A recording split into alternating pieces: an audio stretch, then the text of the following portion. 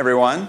I'm Robbie Stein. I lead the product team for sharing on Instagram, and I'm going to talk today about a bunch of big changes we've made to our core experience to make Instagram more and more about everyday sharing and communication with your best friends and family, and also how we did it. I'm going to be talking about our process for product development at Instagram and how we think through how to build, which is something we haven't really spoken about publicly before, so I'm excited to talk more about that with you all today. I wanted to start out just by talking about Instagram kind of back in the day, pre-2015. Several years ago, Instagram really started as a place to just be a visual communication medium. It was a place to just share what you were up to with your friends. And it looked a lot like this. I don't know if everyone remembers the blue version of Instagram. I know things got very controversial when we switched it to the lighter version of Instagram. But back in the day, it was a really simple product, and it was just one experience, really. Put your photo into Instagram on mobile to share what you're up to with friends. And what happened was friends would start liking it, they would comment on it, and it just felt like a place you could share what you were doing through the visual medium. If you look at my old Instagram posts back from the day, you'd actually see a lot of them were actually very bad photos, very not Instagram worthy. Like blurry pizza, weird half-partial selfie. I think I had like half a shoe in one, because it really was just about connecting with friends. It wasn't really about much more. But things changed a lot over the last couple years on Instagram. One of the biggest ones, we've made the app lighter and redesigned it in a lot of ways. But really important ecosystem changes happened as well. Just to talk about this in a little more detail, the graph grew really quickly. And what that means is instead of just your 10 or 15 or 20 friends that were following you on Instagram, you now potentially had hundreds of people who were watching what you were doing. So this became a place where, hey, maybe I needed to put more epic moments or highlights or things that matter to me more in Instagram just because so many people are watching. It's not probably the place as much for this like random pizza and just be like, hey, I'm eating this pizza right now if it's not particularly noteworthy because I don't want to bother 300 people with my blurry pizza. Also, as people liked photos, I started to realize, hey, I want to keep up the good stuff and make sure that people who are looking at Instagram get entertainment out of it and they also get a good experience. And also there was permanence. So if you went to my profile, this stuff hangs around. And you'd look at it and think about me and say, okay, well, what does this say about Robbie? And that added, again, more to the overall experience of really being thoughtful about what you put into the product. So this all added up to one thing, which is Instagram became a place of more pressure to share and more about highlights and more epic things that happen to you and less about everyday experiences. So about 2 years ago, we really started thinking about changing the core experience pretty intently to change this and really bring Instagram back to a lot of its roots, which was around sharing every day with friends and family and feeling closer to people because you were on Instagram than if you were on any other product because you saw more of their life and you felt more connected to them. And so we've made a bunch of changes over the last 2 years I wanted to walk you through and then talk through why we made those changes and then our process for building product. All right, so one of the biggest things that has changed in the last couple years is Stories, which was something that my team started about 2 years ago, or a year and a half ago. And Stories is an ephemeral, lightweight format. Many of you are likely familiar with it, I'm sure, given the people in this room. It expires after 24 hours. It's a full-screen media experience, and it really solves a lot of the issues that we saw with the core feed sharing experience. So it goes away, so you don't worry about the permanence on your profile. You can't get public likes, so you don't worry if you got 20 likes or 100, doesn't matter. It also kind of shrinks down into this avatar that just hangs out at the top of Instagram, so you don't have to feel the same worry, oh, you know what, the photo needs to look pretty good because when my friend opens their Instagram account, there's going to be this huge photo right in front. You just don't worry about it. You're like, okay, if someone wants to tap the little Robbie avatar head and kind of catch up with me, that's great, they can do it. So Stories brought that to the platform for us and became an everyday sharing product. And then we've introduced a whole bunch of Instagram features like new formats for Boomerang and Super Zoom, interactive creative tools like polling sticker that have really made this format our own over the last year. The next thing we did was we redesigned our private sharing product, Direct, around visual communication, which is another way to share and connect with people. So in this instance, this is just a simple thread. We built out a very similar visual sharing model that you saw in Stories, but in Direct. So you could open a photo of maybe someone sending that you're in kind of a snowy experience or about to go skiing, and you could reply and use all the same tools of text, emoji, stickers, our neon drawing pen, and basically just communicate with friends. And the idea is that opening up a private channel with someone and being able to go back and forth visually makes you feel close to them. And you obviously don't worry about the publicness of the post. It's really just about feeling together, which was really important for the overall vision of Instagram, to be a place to feel closer to your friends and family. So our private experience in direct was revamped over the last year as well. Another area where we've changed things is live. So we launched a live product about a year and a half ago as well. And this is the most natural way to just bring someone into a moment into your life right now. And we introduced a two-way video chat feature that is kind of visible here for really natural conversation. You can go live, you can talk to someone, and you can just experience your day with someone else. And this was a really important thing for us because this really can't be something that you can kind of doctor up or edit. It's just you, and it's just your life. And when you look at people that are going live, and a lot of them are teens and younger people, they're just in their room and they're hanging out. They want company. They want to just be together. And that's what live is all about. It's not about spending a lot of time editing a photo, posting that to your feed, having that show up on your profile. It's just about being with someone else. And so the combination of all of these products really added up to a new core Instagram experience that kind of happened kind of in succession, but kind of pretty quickly. So you can look at stories to catch up with friends. You can scroll to see some of the highlights now and the better experiences in people's lives. And you can go to direct and talk more privately. You can also easily swipe to camera now and share throughout your day, like the super zoom effect where you love the La Croix or La Croix, or someone can explain after how to actually pronounce that. And just share with your friends and be together on Instagram. And so a lot of changes have happened over the last 2 years, but I think people may not recognize that they all really work towards the same goal. I get asked a lot, Instagram's changed so much. Like, how have you been able to build so many things so quickly and in succession and feel like it still feels like one experience? And I think the answer is it's really one product still, and it's one thing that we offer users to do, which is share your life with friends and see what people are doing and feel close to them. And so live, private messaging and direct, the feed, and stories all actually map to the same thing. And actually another thing that my team worked on was adding more posts in the carousel for feed. Again, just sharing more of your life without worrying about the pressure of one single post. And they all represent the same underlying mission for Instagram. So I wanted to now talk about how we got there and spend a fair amount of time going through the details of how we build products at Instagram and the process that we follow, which is something that I think we've intuitively been building over time, but we've finally kind of put a little bit more structure around some of the techniques that we use, and I'm excited to share that more with you today. The first thing is something called jobs theory. And jobs theory says and states that people don't use your products, they hire your products to perform specific tasks and solve problems for themselves in everyday life. And what's important about this theory is that when you think a lot about what correlates to success with products, and it could happen as well with any type of marketing or any other kind of consumer-oriented experience, a lot of times people don't truly understand why. Why do people buy your products? Why do people care about your brand? Why do people use Instagram every day? Instead, you might have just think of things that correlate to success. Maybe a blockbuster movie has certain characteristics, and you want to map those characteristics in your next movie. But you don't really understand the underlying motivation. So the point of jobs theory is to go figure that out. And if you understand why people use your products, you can innovate and build amazing new experiences that people love. And so I wanted to use an example and a case study that is one of the most important products to me and one of my favorite products on the market right now. The milkshake, which hopefully you guys also have been maybe a weekly user of to a certain extent. And I wanted to use this example. It was called out in this Clay Christensen book, Competing Against Luck. He's a Harvard Business School professor and talks about the theory of jobs theory in this book. And there's an amazing case study about a milkshake stand, basically. It's a diner that sells milkshakes.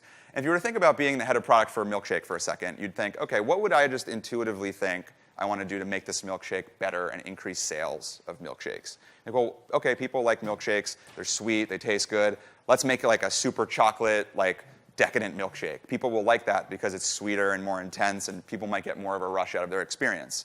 Like, that might work, but in the instance of this case study, it would have completely failed because you don't really understand why people are using your milkshake. In this Midwestern kind of fast food chain, they saw a really unusual thing where milkshake sales were going through the roof. And it was really surprising to them because they didn't sell that many milkshakes. The other weird part was that milkshakes were being sold at 9:30 in the morning, and sometimes even earlier, 7 in the morning, 8 in the morning. Super confusing for them. But it was pretty cool that they were selling all of these milkshakes and it was driving a lot of revenue to their business. But they didn't understand why. And when they started doing things like improving the chocolatiness of the milkshake, nothing really changed. And so they hired some people to come and figure out the why. And it's this great case study in this book of jobs theory. And by talking to dozens of people, and usually the technique is to really interview people and do this interrogation method to be like, why did you come today? Like, what were you feeling? Like, why did you pick a milkshake versus like a soda or a coffee or anything else that you could order? What did that do to you? How did that make you feel? And by doing these deep, deep studies of people and spending hours with them, you can understand the underlying motivation of why people basically hired this milkshake. And what it turns out is that people used this milkshake and hired it because of very long commutes, about an hour outside the city of Chicago, and they wanted something that was something to sustain themselves on the ride, but also a little treat to get through an hour of their day, which sucked usually.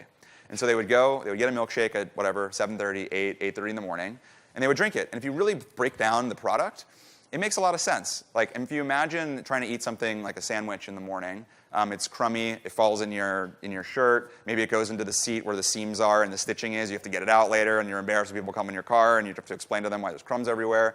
You also have to take your eye off the road if you're using a wrapper or you're trying to undo something. The milkshake's kind of an awesome product for that. You can look at it in your periphery, so you're just still driving. You can grab it with one hand, you can use the straw and drink it, and the best feature of the milkshake is that it takes a long time to drink. And everyone said, who came to this diner, that was by far the most important feature to them because their commute was so frustrating and so upsetting to them that it was just the best part of their day. And that the fact that it took 15 minutes to drink the milkshake made it an important part of their daily life. And so when the team looked at how to improve it, they didn't actually change all these flavor profiles or make minis and extra larges and jumbos. They made a couple interesting changes to the milkshake. One was they increased the viscosity, the thickness of the milkshake, so it lasted longer. So that instead of being 5 minutes or 10 minutes, it took 20 minutes to drink the milkshake. The other thing that they did was they looked at adding a few little bits of maybe like granola or crumb or chocolate or something in there so that it became a moment of serendipity when you actually consume something through the straw and you kind of popped upon a chocolate chip or something. And so both of those drove obviously much more sales of milkshakes. And it was only because of the understanding, the underlying motivation of why people use this product that was possible. And so at Instagram, we do this as well. And we didn't really have kind of the jobs theory language to discuss it as much, but we've always been an incredibly user-centric company that cares deeply about why people do things. And by understanding that, we can build, we think, great products around them. And so one example of this understanding really why people use products is our new polling sticker in Stories, which we thought would be more like this. Hey, should I buy these shoes? Yes, hells no. And should I buy, should I not buy? Do I look good, yes or no? But really it became more about this, dog or burrito, right? That's not actually a poll, like a question that you want to be answered.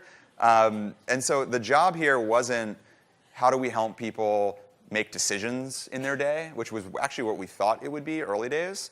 And it became more the job of help me just feel like I have a funny moment to convey with people and they can interact with me. And I get a sense of who's there and who's listening and who's basically contributing to this feeling of connection when I'm kind of alone and I'm trying to make a funny moment happen. And that was really important for us. And we kind of carried that through and that process through to the type feature, which I'm not sure if you guys have seen. We had introduced a whole bunch of type styles to Instagram. And the story of why and how we did this is interesting. We noticed on the platform that people were just covering up the camera and taking a black, blurry photo and then adding text and sharing on Stories. We started asking them why, and we realized that there were a few categories of things that people were trying to express on Stories. One was this concept of deep thoughts. I don't know if you guys have seen a notes pad screenshotted and posted on Stories, like an epic rant or some sort of emotional thing, or like a rant at an airline commonly. I've done one of those. So that was like a deep thoughts one. The second one was these expressive moments. This is amazing. Holy shit, this is happening to me. I need to capture something. I need to share this immediately. Another one was more commemorative, like maybe you would say beach day with family and then have a whole beach story that would happen, and so on. And so we categorized each of these sub-jobs of what people were using the product for, and we designed a whole set of styles around them to help people express them.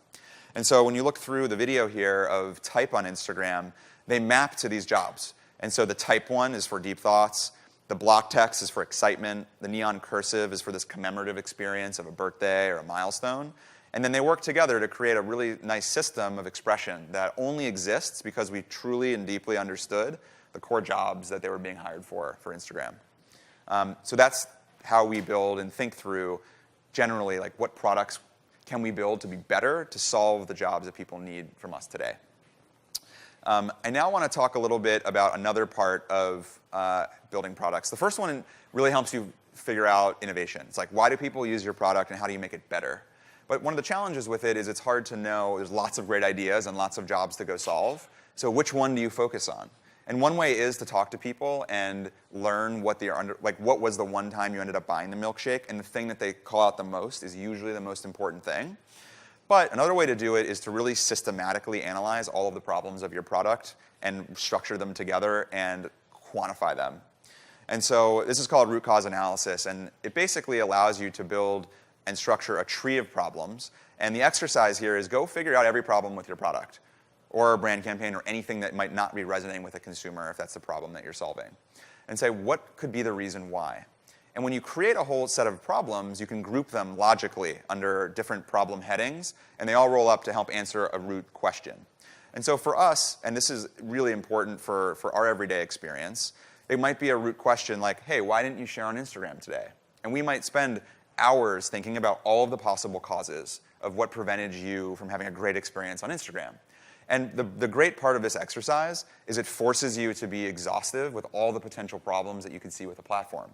So one we realized was fear of being judged. Another was, hey, my boss might be watching, and so that might be weird if I'm on vacation or I'm not. Maybe he or she thinks I'm working, I'm not. I'm just not going to post it. Watching TV at home, literally just not doing anything, watching TV, no need for Instagram. Or there's actually problems with the product, which we didn't really think much about. Maybe you actually tried to post, and people are trying to post every day, but it's just failing, and we don't realize it. Or it's really slow, and you're in the moment. You try to post Instagram, I don't know if this happened to you. You get this weird, you get like an error bar. You don't have service. You have one bar, and then the media is gone. And you're like, oh, God, I lost it. And so we pull all of these together when we categorize them under logical groupings. And so here it's audience problems, doing nothing really is one, and slow or functionality not being there. So once you've organized this, what's great is you feel like you've kind of uncovered and turned over every stone. Now the problem is, okay, well, which one do we focus on? Like if I have to go build a product, like you're in charge of Instagram now, go build one product. What is it? And so at this point, we actually use more quantitative research, and we do surveying to figure out, hey, which is the most important of these to you on your everyday experience? And so we have a set of questions or problems that we find from user research, and we use them as survey replies. And so now we can quantify and say, for most people, just generally not doing anything was the number one reason, because generally people just hang out. They don't really are necessarily doing something all the time that they think they want to share on Instagram. But that's okay, because Instagram is not just about doing cool stuff and putting them on Instagram. It's about connecting with people when you're alone and feeling more together because you're on Instagram than if you're on any other product. And so that was a really important insight to us. And so we could basically then take the three most important areas and isolate them in the problems tree. And this led to real changes to the product. So for my bosses watching, there's a feature in stories right now that you can go and blacklist people from your story. So you can literally just go to accounts and you can say, do not look at this list of people, will never see stories from me, ever. And so everything you post to your stories will just never go to those people. See like people on their phone now, like adding their boss to their stories, like blacklist or whatever. You should do it. It works really well. Sorry, Kevin. All right, watching TV at home. So this is one where we actually built a bunch of experiences because people wanted to use Instagram and connect, but just felt weird to put a TV screen on Instagram. And so we did things like for Super Bowl, built all these stickers so you can share, hey, I'm watching a Super Bowl too, and you can connect over it. Or with polling sticker, you can actually post now and say, do you guys like this show too, or what else should I watch? And you can really feel more connected to people that also might be super fans of whatever the next Netflix show you're binging it might be. The camera was also really slow for us, and we did a bunch of things to make posting instant and immediate and really save the media so that it wasn't lost for people. Because that was the other thing we realized was you just literally try to post to Instagram, and you would say next, next, next, and it would just fall off, and it would just be pretty much done. And so that was another thing that we just realized we didn't do. And so these are specific problems with very specific solutions. And when we built them and we designed them, we saw great things. And so that's the product kind of category for root cause analysis and how we think about problem solving at Instagram. The last chapter here is about simplicity. And this is really the design section. So the first one is about product insights, deep user insights. The second one is around quantitative analysis and decision making and problem solving. And the third one's about design, which I think are really like the three pillars of the Instagram way. In terms of design, there's really three areas that we focus on. And I just had them all start with C's for convenience. So consistency, clarity, and constraint. And I'm going to talk about each of these because they're really important. And I think they apply to anything that you are doing that affects people. If you're building any experience that a consumer or an individual user sees, I think you should follow these principles. We've used them time and time again. They're really important. I'm going to go through them, each of them one at a time. So let's talk about consistency really quickly. So in this one, we have something called the Instagram Stories ring, which is this magenta gradient that loads when you post to your story. And it's this simple affordance to know this is a story. And you know that when you tap it, you launch the full screen media viewer. You know that if you swipe away from it, it's gone.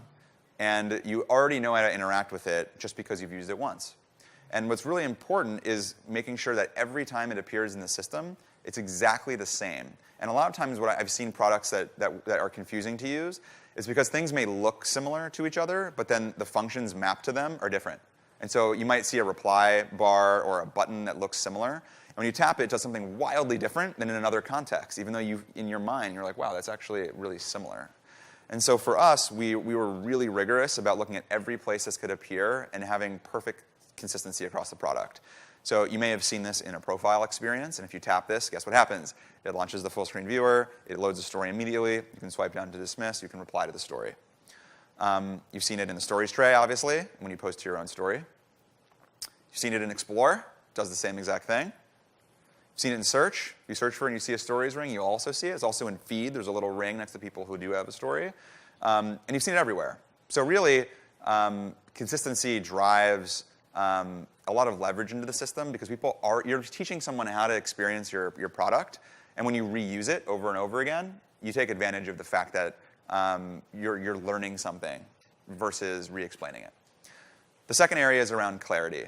And clarity is really important in a couple ways I'll call out that I think people may not have realized in using the core Instagram experience. One is when you're using iconography, so the top here, use things that are universal. So we try our best not to invent glyphs or graphics or any design buttons or paradigms because people don't understand. They just don't. And no matter how awesome your design team is, and they think they designed the perfect, most universally understood circle with a dot and a thing in it, and that means, post to your story, no one gets it, except true universal affordances. And so for us, there's only three that we found that everyone understood. One was text, which is AA. The other was the pen for drawing, and then the sticker icon. We show that to 100 people. 100 people would tell you what those three things do for the most part. The others, actually at the bottom, people didn't know what they did, and so we added labels. So it actually says save and add to your story, basically, because they're not as universal. You could argue maybe the save one's pretty close, but we wanted to be incredibly clear. Same thing for the button. We don't just have an arrow. It says send to, because we want you to be able to send your story either to your story or to specific people. And when we clarified that, it increased the amount of sharing on the platform, which is amazing. These little things actually make a huge difference to the clarity and the universal kind of accessibility of a specific product. The other aspect of this is around actions and behaviors. So when you post to your story, you guys have probably noticed, it literally zooms into this little, kind of shrinks down into this ring, and then does this loading animation. And so you are seeing exactly where this is being posted in the product. We had an early version of Stories that just said Stories posted, and then kept you in the camera. And the hypothesis was, hey, you're out and about, you want to just post a bunch of things to your story. It's kind of annoying to go back and forth. We tried it internally, and we showed it to some users, and not surprisingly, people were like, hey, I posted my story. What the hell is that? Like, where did it go? Who can see it? What does it look like? How do I get to it? How do I open it? And like, wow, this is crazy. We didn't even realize how much there was in there. and this simple change to just show you exactly where it goes, and then it teaches you the loading ring and that you made a story. You then see a bunch of heads in the tray, and you're like, wow, okay, my thing is like their thing, and these are all the same. And then you can do all the consistency things I showed you because you've taught someone how to use it. And so this is a way to build product that does not require one explanation to someone, one tooltip, one way to explain how to use it. It's as intuitive as it can be because you just show the user how to use it. The last area is around constraint. And this one's also really, really important. We picked only 3 things that you can do with the core stories flow: add a sticker or context, draw, and text. You can then and the actions are at the bottom. So they're logically grouped, and they're also very specific and limited. Even though there are dozens and dozens and dozens and dozens of things you could do to your story, we really tried to focus on the couple primitives, we call them, and focus on those, and then make those reusable. And then for each of them, you can go deep. So for stickers, we have a stickers tray. It lets you do kind of a bunch of @mentions and other stickers. We've got drawing for neon drawing. We got typeface for type. And each of them then has more specific, again, what are the only 3 things that people need for drawing? There's 3 pens. They're very specific. There's a color palette. And it's all logically grouped and connected into one experience. And so that is the constraint aspect of the system. And so really when you add these together, I think these are the core pillars of building experiences for people that they intuitively understand, that they would be able to explain to a friend, and that you would never need to, as a product creator, have to go do and have to explain to anyone. And that's how we build products at Instagram. So thank you very much. Really appreciate it. Take care.